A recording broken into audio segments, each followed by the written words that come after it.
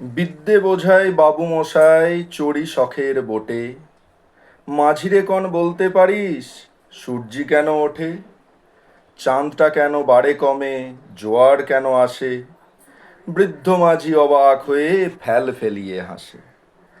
বাবু বলেন, সারা জনম মরলি রে তুই খাটি, জ্ঞান বিনা তোর জীবনটা যে চারি আনাই মাটি।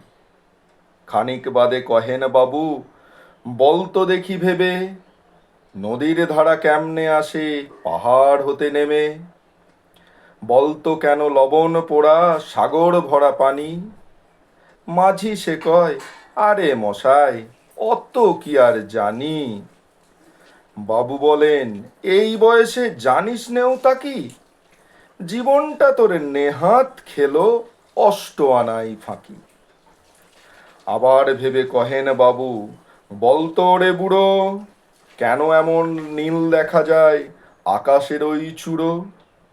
বলতো দেখি সূর্য চাঁদে গ্রহণ লাগে কেন?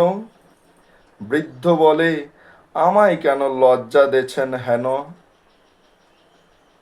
বাবু বলেন, বলবো কি আর বলবো তোরে কিতা, দেখছি এখন জীবনটা তোর বারো আনাই বৃথা।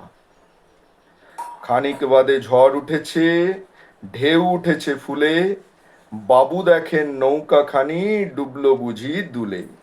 মাঝি রে কন, এ কি আপদ ওরে ও ভাই মাঝি, ডুবলো নাকি নৌকা এবার, মরবো নাকি আজি? মাঝি শুধায়, সাঁতার জানো? মাথা নাড়েন বাবু। মূর্খ মাঝি বলে, মশাই এখন কেন কাবু?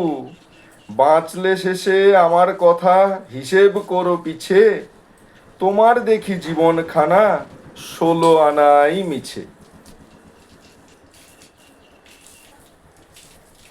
কবি সুকুমার রায়ের বিখ্যাত কবিতা জীবনের হিসাব।